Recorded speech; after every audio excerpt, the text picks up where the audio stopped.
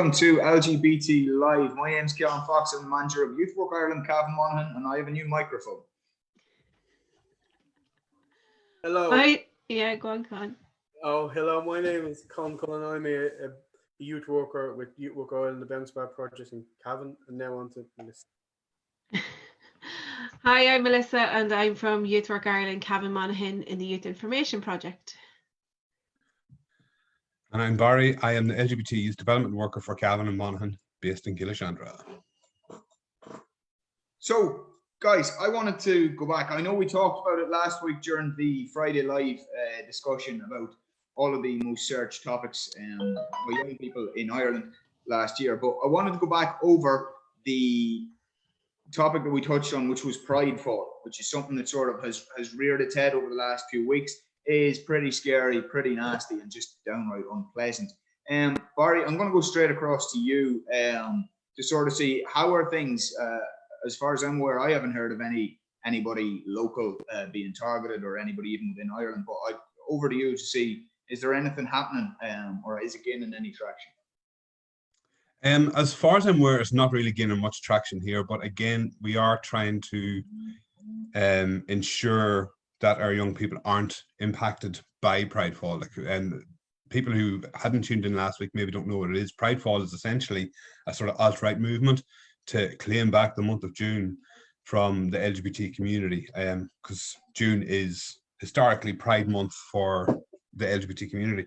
And essentially what they're doing is they're trying to target LGBT young people and organizations through social media, maybe phone calls, all that sort of stuff. In general, it doesn't seem to be getting much traction at all, but I do know like the national organization belong to have issued some information to organizations there this evening, just in relation to it. I'm just going to share a video from a TikTok person. I don't know if he's famous. I know nothing about TikTok or any of these fancy people. But I'll share a wee short clip from him, and also maybe just have a quick look at a guide from Belong To as well, just around digital health and how to look after yourself online. And I was able to share there a couple of minutes ago, but now technology is absolutely taking the mick with me. So here we are. Yes, that was me panicking trying to get this live. So this guy, Josh somebody or other, this is his video on 5 ways to stay safe during Operation Pridefall. 5 things you should do to protect yourself from Operation Pridefall. And before we get started, I want you to know, don't be too scared. I made a video about this. Go check it out. 4chan often exaggerates. Here we go. 1, don't open any DMs, and especially don't open any links from strangers. 2, don't pick up the phone if it's a number you don't recognize. 3, all those rainbow emoji, gotta go. Delete them all. 4, remove all personal identifying information from any single social media profile you have. 5, if you're super worried, super closeted, and super cautious, you should private every single social media account you have. That's it. I love you. 5 things you should do to protect yourself. Stop talking. Thank you. Now, a couple of things you said there do make sense, especially the personal information and stuff that may make you discoverable. You shouldn't really have that online anyway, because you don't want people being able to find you. I'm trying to get into another tab. So just be sensible. He does say to remove all rainbow emojis. Me and Con was just talking there a few minutes ago, and he was saying everybody should be flooding the internet with rainbows to sort of counteract this sort of action. And I kind of agree with him, to be quite honest. So if you're up for it and you're brave enough, if you're an ally and you don't identify as being LGBTI, maybe this is something that you could be doing, saying that you support Pride Month and you support your LGBT friends, because again, this is another way to make sure that our young people feel safe and accepted in their communities. And this is Ireland. These people who are organizing these things are across the United States and maybe the UK. It's organizations that have absolutely nothing to do with Irish society. Our society voted for equality. So let's make sure all our young people and old people, listen, this affects people who are not teenagers as well. Make sure that all feel accepted within our community. This PDF that you see here, this is on the Belong To website, belongto.org. Again, Belong To, if you don't know, is the national advocacy for young LGBT people. So go on to their website. They have this guide to end bullying, be kind online. Again, it's sort of similar to the Digital Health Conference that Youth Work Ireland, Cavan Monaghan rolled out back in February, March in the Kilmore as well. So just have a look. They're well worth, maybe we can share that link afterwards, Ciaran, in the box down below. What was the question? Well, it wasn't so much a question as a 15-minute rant from you, but look, all of those points well made. And yeah, I think you're right, but it's interesting. I'd like to go to Con to see, obviously, Con, before we went live, we were talking about the idea that we should be flooding social media with rainbows, pride flags, all this kind of stuff to show that we absolutely stand in solidarity as allies of the LGBT community. And we don't want to see any of this alt-right, really scary intimidation stuff that's going on out there. But I think there's an element of we're big enough and ugly enough to stand and say that. But for young people who are for people who are feeling a little bit more vulnerable, perhaps, maybe it's slightly different, is it? Of course it is. Yeah, if you are feeling vulnerable and you know you are I suppose this is affecting you, maybe you're a little bit younger, maybe there's something going on in your family situation or whatever. But for people, I suppose, who have a bit more thick skin, not everybody does. I think the way to is just flood it. It's flood the internet with rainbows and all this. The problem here is there's a few parasitical young people, I don't know, it seems to be coming off in America. They shouldn't bring terror to the whole LGBT community or any other community. You know, the definition of terror is being scared of their action. It's probably never going to happen. So I would say, yeah, if you're strong or you think you can, I would flood the internet with rainbows and support for the LGBT community. And if you're not, come back a little bit, come back off your presence. As of today, we don't know of any young people who in Ireland have been targeted. Therefore, I would say, yeah, if you want it, you want to show your support. It's basically like wearing the badge. It's going to the Pride Parade. That we can't do that in the physical world. That's what it is. So just wear your badge on your social media account if you can. If you can't, nobody's going to question that. If you do feel like you're at this time you're probably not strong enough to step back a little bit, let other people in the so-called straight community take some of that burden from you. That's what we're here. We're all friends. That's what I think. It's important for us to do it as adults and as an organization to do this, as in to be an ally, to put up information for LGBT young people, to put up rainbows, because it may be that the young person might need help now. It might be at another time and they remember, oh, I remember Melissa or Kaelan or Con or Barry, they were talking about it, they put the rainbow up, they were willing to give information, and I know that they're the kind of person that I can talk to about this. Because even back in the olden days, I used to put up posters in the youth centre and a young person before the internet, a young person a couple of years later came in and he was just chatting to us and having a chat, and he just said, by the way, I just wanted to let you know that I always used to come in here because I knew I was safe and that you were my kind of people, that you were supporting me just by having that poster up. It was just a message to him that these people are okay. So without us even saying anything to him, without having any discussions, just by having a poster up, he knew that when he came into us, it was a safe place for him to be and that it was somewhere he could be comfortable. So that's why I think it's important. Look, I think it's critically important. And obviously, for me, I can stand there and say, yeah, absolutely. I think we should flood social media with rainbows. We should show that we absolutely stand with the LGBT community. But Barry, what I'm really interested to know is, am I straightwashing it a bit? As a straight man, am I slightly idealizing that world? And is it different if those people are actually threatening you as a member of the LGBT community? And look, I'm using that as opposed to the LGBT ally community. Am I straightwashing it, or is it important that we all sort of stand together on this? Well, I think, listen, when it comes to any sort of discrimination, and I'm not trying to compare what's happened over in America over the last couple of weeks, and definitely don't want to detract from the Black Lives Matter movement that's happening at the moment, because that is a conversation that needs to be had in its own right. And I'm definitely not going to go with the all lives matter. Black Lives Matter. When it comes to being LGBT, sometimes it's extremely difficult for a young LGBT person to stand up for themselves. And yeah, that is due to the verbal, the online abuse, sometimes the physical abuse or the threat of physical abuse, which can be just as bad. That's the sort of stuff that stops a young person leaving their home. That's the sort of stuff that stops a young person from being themselves. That's the sort of stuff that starts internal homophobia and makes young people's mental health go the exact opposite direction that it should be going. So I do like the idea of anybody who identifies as straight standing up as an ally and saying, yes, I'm with you guys. This is Pride Month and we're here to celebrate with you. But not just through this month, throughout the year, as Melissa was saying, with the posters. That's the sort of stuff that young people need to see, to know that they're accepted and valued members of our society. Now, come on, look at our history. Oscar Wilde, one of the most important Irish men in Irish literature. Jesus. No, Jesus wasn't Irish. He's another guy. He's from somewhere else. I'm going to stop talking now.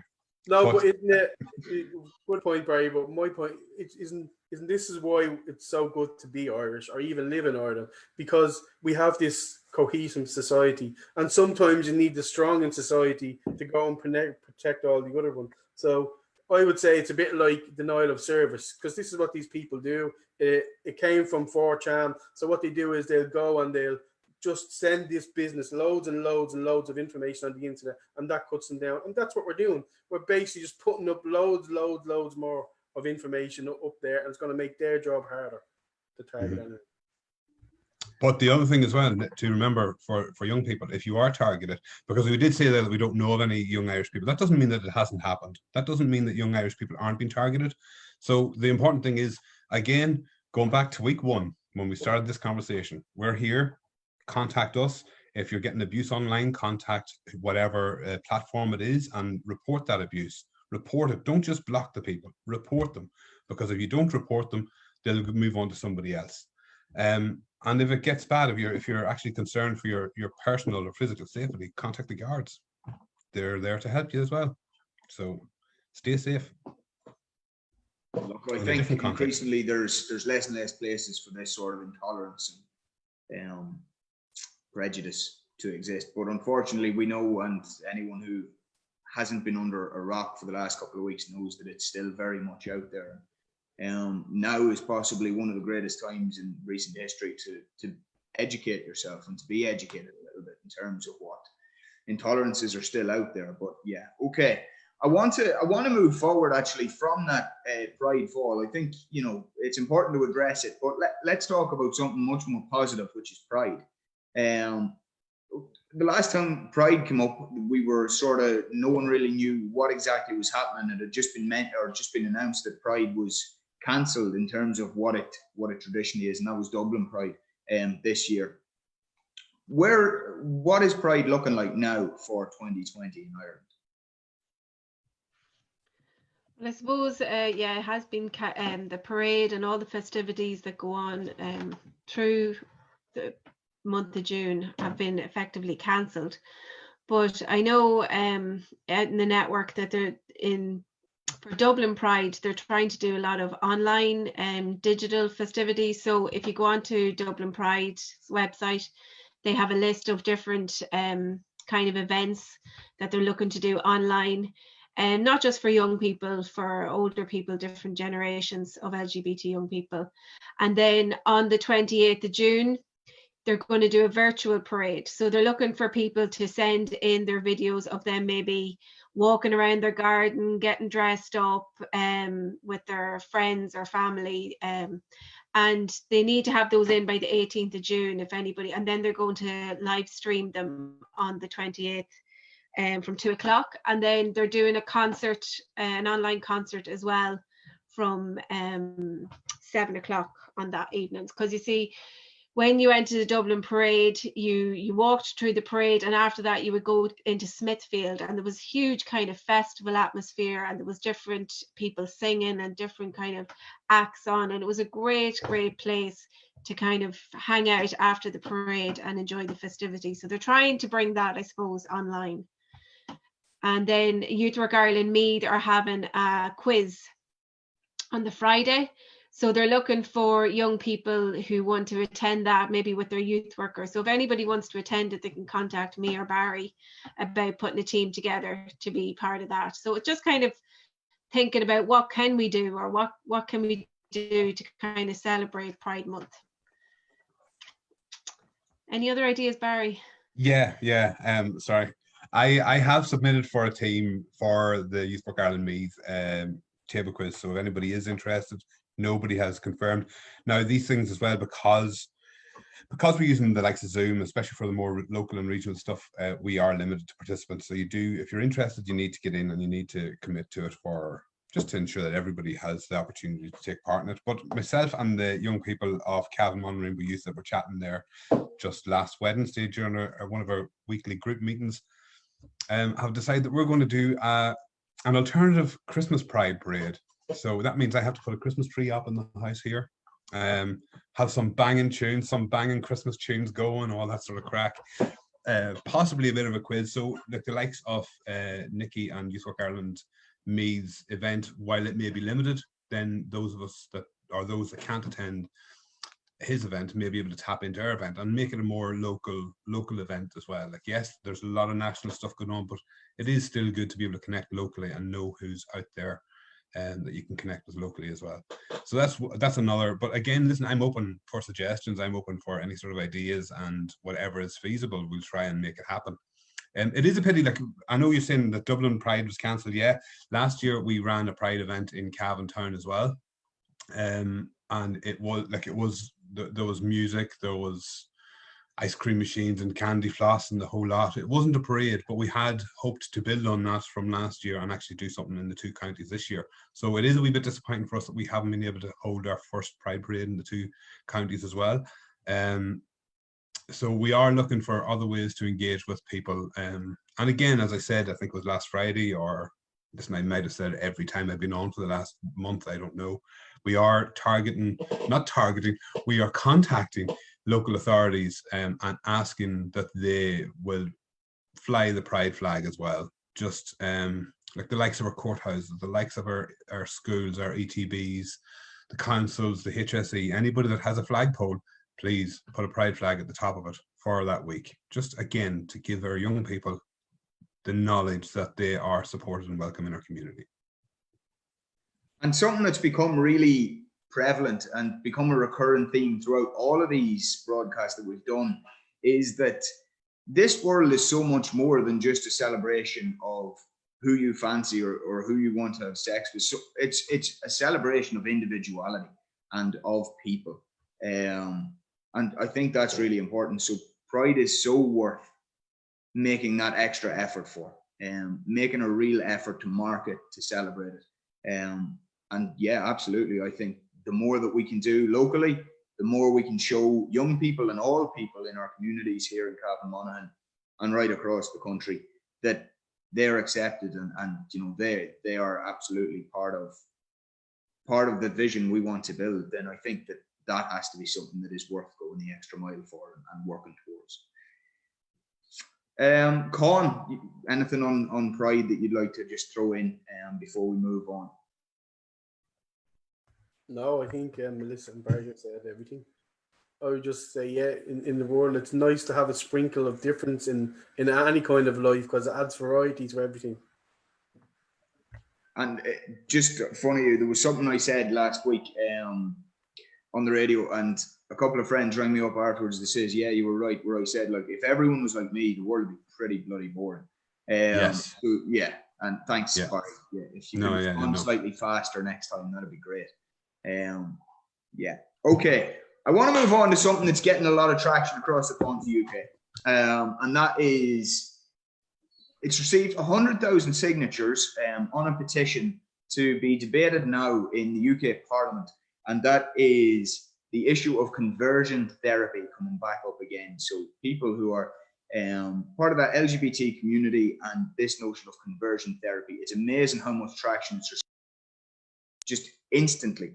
And so conversion therapy, well, what is it?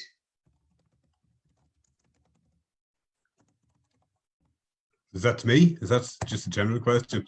It's to anyone who answers. Sorry. Okay. Sorry, no, because I was actually Googling a movie there that I wanted to see now that you mentioned conversion therapy. No, because there's actually a couple of good movies up on Netflix at the moment just around the topic of conversion for therapy and how it actually impacts. And I just can't remember the name of them. but I'll hopefully have it before the end of this year. That's why I was Googling. Oh, I thought I was still muted. Conversion therapy is essentially people trying to convert people who come out as being members of the LGBT community, whether it's lesbian, gay, bi, trans. People are being, it's extremely prevalent in the United States. And essentially what they do is they take young people and they torture them through repetition, through sometimes even electroshock therapy, I think, has been used in conversion therapies in the past as well, and I think it still does be used. But essentially it is through a sort of form of torture that they would use against, they used to use against spies, you know, to try and convert people from being LGBT, plus back to being straight, being normal. I mean, who wants to be normal? And does it go back to Barry in relation to homosexuality used to be as in it was put as a mental illness on the DSM, the doctor's thing. It was considered a mental illness, and being transgender was considered a mental illness as well. And I think it does come back to that there. And again, listen, I'm not having to go at faith or religion, because I definitely would not want to do that. But I think a lot of it sort of comes to how people have read doctrine as well, and they use their faith as an excuse to actually inflict pain and discrimination on other people as well. Now, I'm not saying that there is in every religion, but some people do go to the extreme. And again, you're looking at when you're talking about this, it's similar to the alt-right sort of movement that's going on, that is part of the Pride Fall. It's a sort of similar mentality that the straight white heterosexual couple is the normal, and that's how the world should be. I mean, that is not the way that the world is. That I'm stuttering here because it's making me angry, and I can't find the words to describe it properly. But yeah, conversion therapy, it's not a good thing. And it should not. I haven't heard of it happening here or being attempted in Ireland, and I think partly because Ireland is a hell of a lot more progressive than a lot of the world gives us credit for. Thank God. Yeah. And our leaders and even people of faith in this country are a hell of a lot more progressive than people in other parts of the world. So we are. When you look at in 1993, it was still legal to be homosexual in Ireland. And look where we are now. This is fantastic. So the news that that there is a petition out there in the UK to ban it. And maybe it is something. I don't think there's anything in legislation here at the moment around it. I could be wrong. I'm not a legislator, so I couldn't actually tell you, but maybe that's something we could start doing as well. There's a good book, isn't there? Boy Erased, around and I think that might actually be the movie that I was looking for as well, because I don't do the bookses. There's a film of it now with Nicole Kidman in it. Yes, that's the one. That's it. I watched it. It's called Boy Erased. And if you don't want to read the book, watch the movie. Yeah. It's a better way. Yeah. But I suppose the premise in where conversion therapy allows me that, you know, your sexuality is a choice, and not that it's innate or not that you're born with it. And then they try to change it because you've made a choice to be gay or LGBT and stuff like that. And that's where I think the evil lies within it. You know, I don't know if anyone would, you know, you don't make a choice, you're born a certain way, and that's life, and that's the way you live. You know, you don't make a choice to be gay, to be straight. You just, that's the way it is. And I suppose it lies in that they can change your choice, which is completely wrong because it's not a choice. And I think that some of it is, you know, it's one thing to take on, change something, especially something that really can't be changed, but to take on to fix something tends to be the language used as well. And you fix things that are broken or are wrong, which is just, you know, so damaging and so crazy and such a really toxic notion that you can fix people. Well, you know, history wouldn't really tell us that that's a good path to be going down.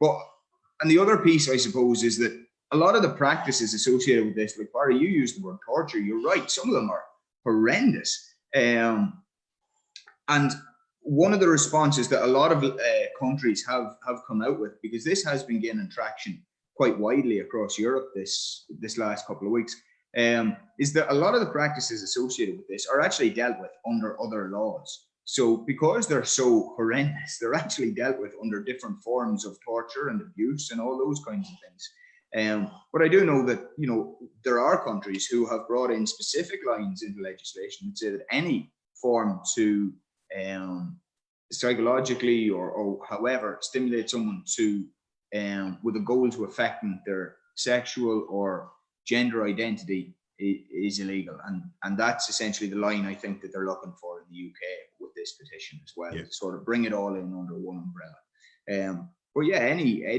I think you're right, Barry, to draw parallels to the prideful stuff. It's very, very scary sort of language. And the scary thing too about this is people would use the likes of freedom of speech as an excuse or a right to do this. Yeah, you have freedom of speech, surely, but you don't have freedom to tell me how to live my life. And that's the most important thing. If you are using your conversion therapy or your faith to have a go at me, you're removing my freedom of speech. And that's where we need to go. This is a hate crime. That's what that is. It's a hate crime.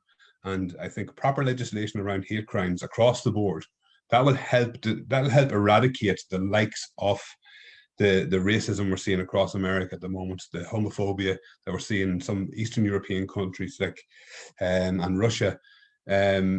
You know, like there's gay people disappearing off the streets, and there's almost a cull happening in other parts of the world. So it's like proper hate crime or proper hate legislation will stomp that out. And again, there was another video put up yesterday by some extremely intelligent person whose name I can't remember, and it essentially was saying that when it comes to racism, and I think it's a valid point when it comes to homophobia, transphobia, biphobia as well. When it comes to racism, we need to remember that there is only one race on this planet, and that's the human race.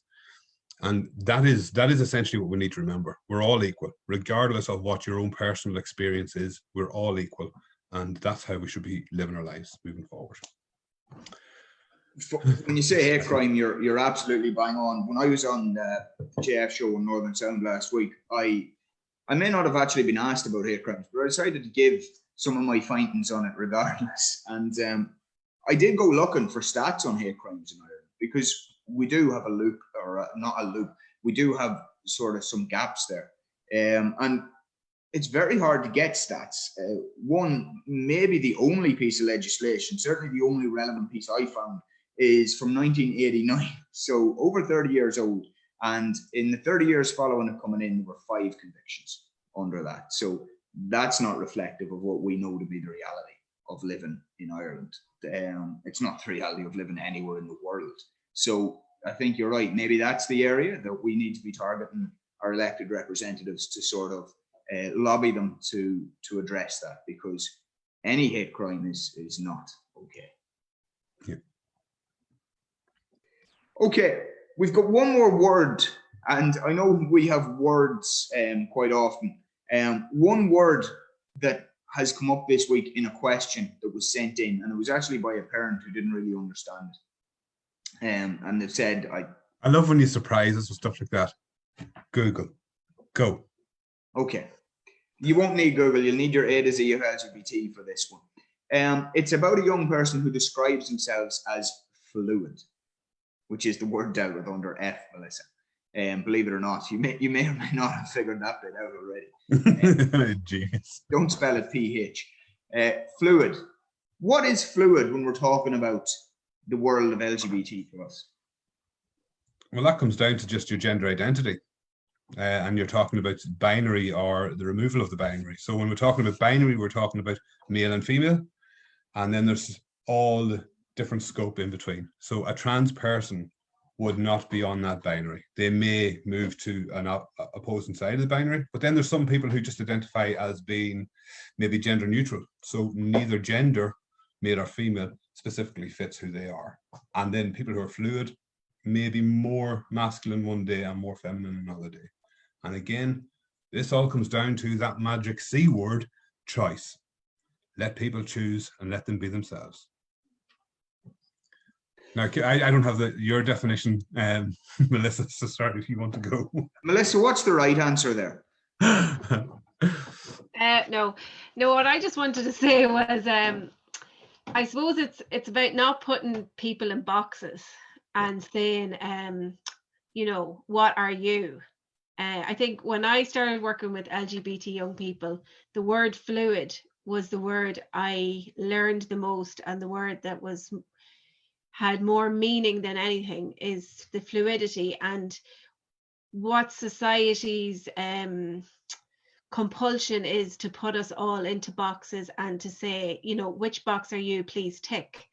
And instead we need to have fluidity and flexibility and, you know, that kind of thing. So it's like Barry was saying, you know, it may be that a young person, when they wake up, they feel, you know, more feminine today, they may feel more masculine the next day. And it's about kind of saying, well, I'm just Melissa, and I'm just Barry, and I'm just Con. And I don't have to be put, oh, sorry, Kaelan, I'm just Kaelan. And I don't have to be put into a box, and there's fluidity in that. So it's, yeah, that's it. Yeah, and it can come under, there's a load of different terminology for it as well. Like you might hear of different things as gender queer, gender non-conforming, and again, people who are gender fluid may, I keep up my hand up in front of the camera because that's magic. People who would identify as gender fluid may also use that sort of terminology as well. So again, it goes back to, as Melissa said, first of all, who's the person, but also if you're not sure, ask. Ask the young person, what does that mean? I don't think if I was wearing a pair of trousers and a shirt that I would get asked, oh, Melissa, you know, what's going on with you today? Do you know? So that wouldn't happen. So it's just about like, why do we point things out, or like, why do we have to know these kind of things? Can I not just be myself without being judged?